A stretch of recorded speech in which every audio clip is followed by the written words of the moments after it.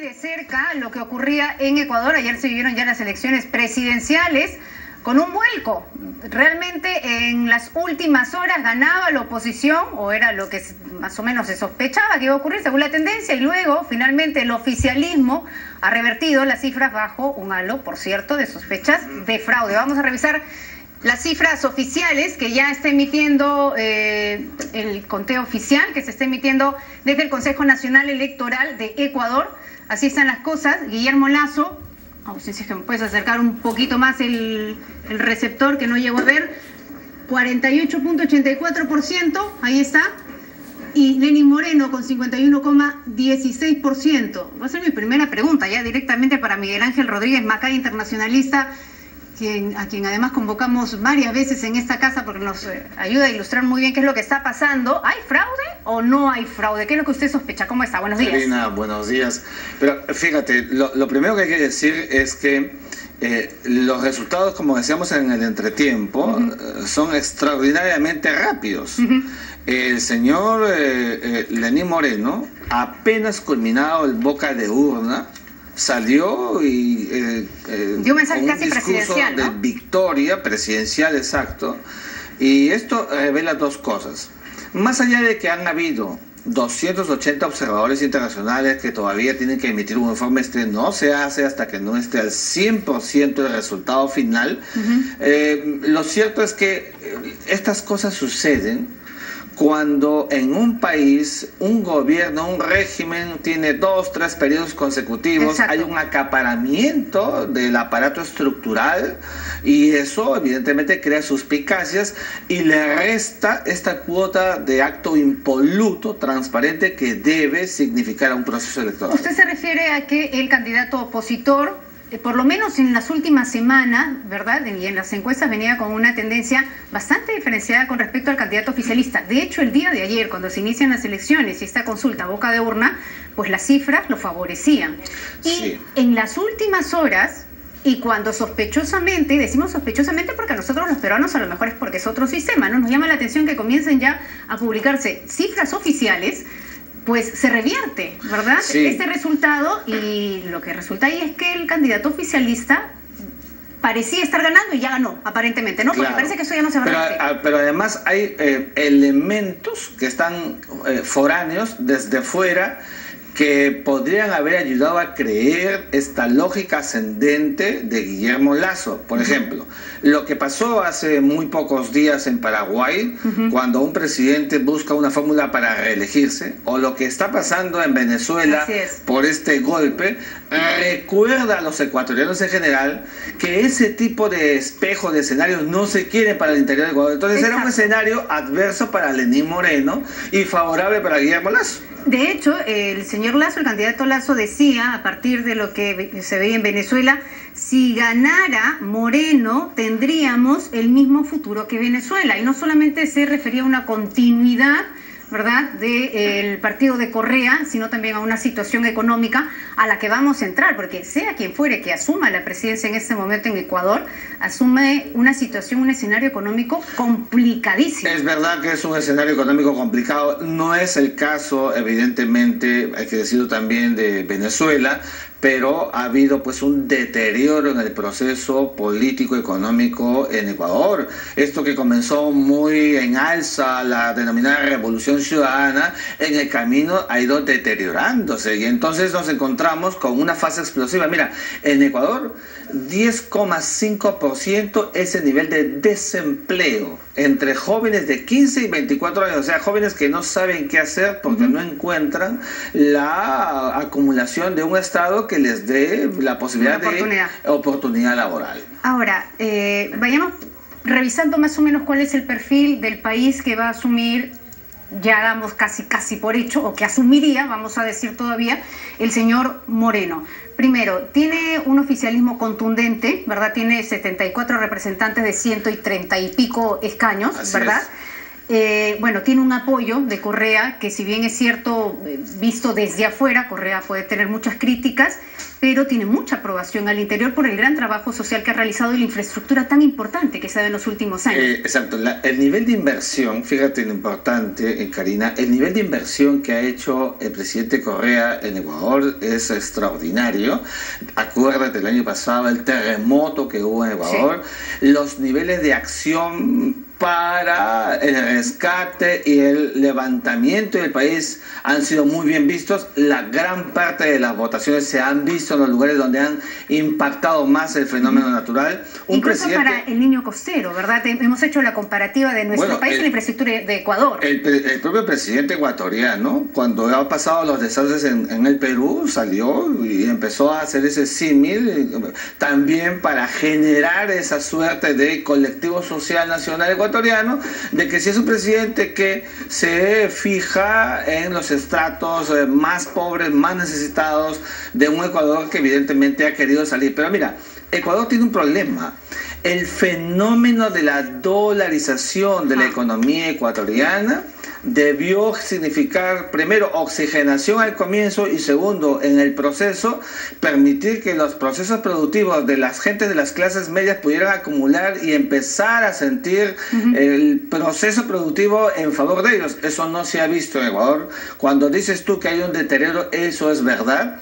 Y entonces nos encontramos con un Ecuador que tiene en un presidente como el presidente Correa, que le ha dado todo el espaldarazo, no solamente político, ideológico, logístico, para que el señor Lenín Moreno, que fuera su primer vicepresidente, encontrara todo el modus operandi, Karina, para poder accionar y lograr lo que estamos viendo. Fíjate, en la primera vuelta, perdóname, casi llega al 40% y en primera vuelta, ipso iure, en el acto iba a ser presidente de Ecuador, si acaso llevaba 10 puntos, porque eran 12 al presidente, al candidato Guillermo Lasso, por el uso de todo este aparato estructural y la abierta manifestación, lo que no pasa en el Perú, pero la abierta manifestación del apoyo presidencial que hemos visto ayer, por ejemplo. Cuando se comenzó a trabajar toda esta infraestructura que ha sido muy valiosa, por cierto, para la población, además para la mitigación de desastres, hablamos de puentes, de carreteras, de hospitales, ¿verdad? De viviendas sociales también, claro, había un precio del barril que estaba borrando más o menos los $100, ahora mismo se ha reducido considerablemente a 30, sin embargo se sigue invirtiendo, hay una deuda millonaria que está asumiendo o que tendría que asumir ahora mismo el nuevo presidente del Ecuador, porque ha seguido generando, como te acordarás, y teniendo además la paridad con el dólar. Como te acordarás, la apuesta de Correa apenas asumió el poder la primera vez, dijo, la deuda externa vamos a pagar lo que podamos, ¿no? Un poco, acordándonos un poco de lo que le pasó al Perú en los tiempos de Alan García, pero, y esto significó para él concentrar, ¿no es cierto?, un nivel de capitalización inmediata para poder realizar lo que ha venido haciendo en los últimos años. Sin embargo, una burbuja, ¿no? Eso es lo que te voy a decir. Sin embargo, todo eso es utopismo, porque en rigor, los procesos populistas en América Latina, ensanchemos la base, han venido retrotrayéndose y al final el golpe a la clase trabajadora, al ciudadano de a pie, termina siendo mayor. Y por eso es que la mitad de los ecuatorianos, porque esta es una elección distinta, mientras en las anteriores por ese populismo Correa tenía un alto porcentaje de aprobación, aquí nos encontramos con una mitad del pueblo ecuatoriano que realmente esperaba el cambio cualitativo que lleve al Ecuador a un fenómeno de impulso distinto, mirando la cuenca del Pacífico con calidad de vida que en los últimos tiempos se ha ido perdiendo en el proceso ecuatoriano. ¿Qué podría establecerse como política de gobierno del señor Moreno, hablando siempre en condicional, porque todavía no falta el 100% de las cifras oficiales, sobre esta situación de un escenario económico muy difícil, la paridad con el dólar, una política monetaria que no existe? ¿Qué se podría plantear para los ecuatorianos? Moreno se ha encargado de decir durante toda la campaña que él tiene otro estilo. ¿Otro estilo en qué sentido?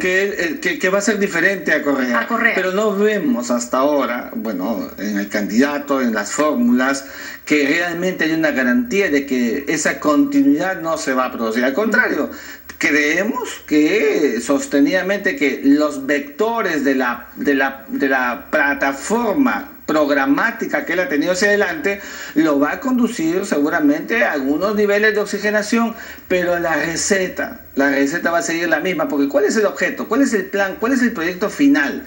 4 años sabáticos para el presidente Correa, y luego, como Salvador, así es, vuelve otra vez al Ecuador y se sigue manteniendo esto que le hace tanto daño a América Latina: caudillismos, falta de alternancia, gentes que se creen indispensables y que quieren dirigir los destinos del Estado-Nación. Eso es lo que puede pasar al Ecuador, porque no son ya personas, sistemas, procesos con una misma receta desde hace ya varios años. Y el peligro para muchos, y lo que ocurre en América Latina, es que no se van haciendo del poder los partidos, se van haciendo del poder personalidades que luego se van haciendo del país. Miremos la historia de los Kirchner, ¿verdad? Veamos la historia de los Chávez, ahora de los Maduros, ¿no? Eso, Karina, se llama caudillismo, el gran flagelo, la gran gangrena de América Latina. Gentes que se creen indispensables, que optan por estos recetarios para acumular procesos y quedarse en el poder. Mira lo que le está pasando a Evo Morales. Exacto. 80% de desaprobación, a pesar que hay un referéndum que le dice que no a la reelección, y él quiere reelegirse. Antes de ir con Venezuela, que es importantísimo lo que está ocurriendo también aquí, ¿cuál es el rol que debe cumplir el gobierno del Perú con respecto a los saludos que se dan luego de conocer los resultados? Si es que estamos hablando de un resultado bajo esta sospecha de fraude. Fíjate, yo creo que el Estado peruano, el Perú tiene que mantenerla como se ha hecho en el caso de Venezuela. Hemos sido muy directos con Venezuela, pero en el caso de Ecuador, primero esperar que haya un resultado final oficial. Con Ecuador tenemos que mantener una línea, cada país es una historia distinta. Una relación muy amigable también, ¿no? Claro, Ecuador ha ayudado mucho. Pero no olvides que con Ecuador tenemos un plan nacional de integración fronteriza después del Acta de Brasil del año 98, que ha caminado bien, de manera que creo que en el nivel de las relaciones políticas internacionales, de la relación bilateral, hay que mantener la armonía, respetando el foro interno ecuatoriano de lo que suceda finalmente, y a partir de ahí seguir armonizando la relación y la vinculación con un país importante, bilateral, como es el caso de Ecuador. Vamos a Venezuela. Parecía que era un tremendo error por parte de Maduro de hacernos creer que nosotros no nos damos cuenta de lo que está pasando en su país, hacerse del Congreso y luego aparecer como un salvador y decir: no, a ver, aquí está todo muy desordenado, señores, vamos a sancionar a quienes se tengan que sancionar, porque al Congreso hay que devolverle sus facultades. O sea, se dice y se desdice, ¿no? Sí, o sea, pero lo que pasa en Venezuela, Karina... Más que maduraza es cantinflada, sí, pero lo que pasa en Venezuela es muy claro. El señor Nicolás Maduro es un presidente de facto, incluso antes acaba de acontecer con este autogolpe que cometió hace 4 días. Es decir, acuérdate, hace 2 meses la propia Asamblea Nacional declaró el abandono del cargo de Nicolás Maduro. Claro. Entonces nos encontramos con un régimen que intentó cooptar, quitándole competencias e inmunidad a los parlamentarios, y que ha reaccionado porque ha visto que, a diferencia de otros procesos, la comunidad internacional hemisférica ha reaccionado, y entonces, frente a ello, y además internamente ha habido una suerte de fisura al interior del chavismo, que todavía sigue siendo una caja de Pandora para conocer la real dimensión.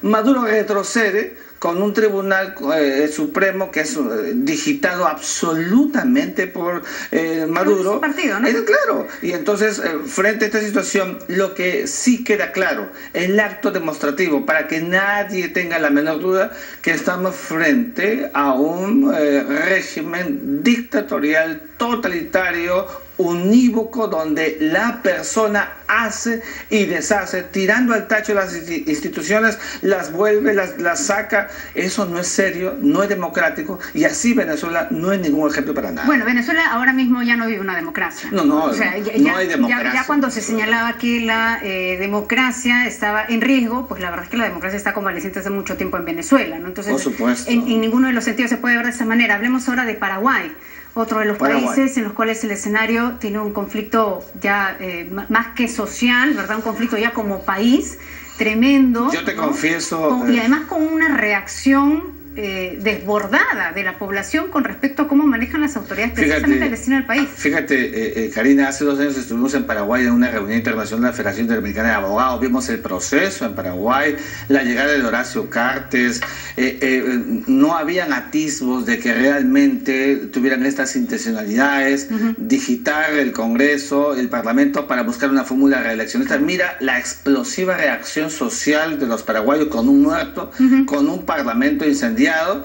Eso nos revela 2 cosas. Primero, cómo rápidamente, cuando se quiere estos afanes reeleccionistas, se anarquiza el Estado inmediatamente. Y en segundo lugar, estas pretensiones que decíamos al comienzo, no aprenden los jefes de Estado, líderes, etcétera, de América Latina, a que la alternancia del poder es la mejor expresión de la salud democrática. Cuando lo tienen el poder, creen que es un poder para siempre, casi un poder perpetuo, y eso no es así. El siglo XXI nos está demostrando que no es así, y por eso está viendo estas reacciones que empiezan a sostenerse en cadena. Va a haber una suerte, no primavera árabe, pero una primavera por las no reelecciones en América Latina, que desde las propias bases sociales estamos viendo que surgen de una manera bastante importante. Bueno, una situación convulsionada, si es que lo plantea, digamos, con ese paralelismo, ¿no? Sí. La verdad es que mucho ojo, ¿verdad? Y mucho monitoreo a lo que viene sucediendo en los países con los cuales además tenemos una relación muy cercana. Paraguay, ¿no? Es importante, es un país del Cono Sur, miembro de un espacio importante y gravitante como el Mercosur. Evidentemente, para el Perú todos los países de la región son importantes. Claro que sí. Bueno, muchas gracias por habernos acompañado. La verdad es que es un placer conversar con ustedes. Son las 7:41.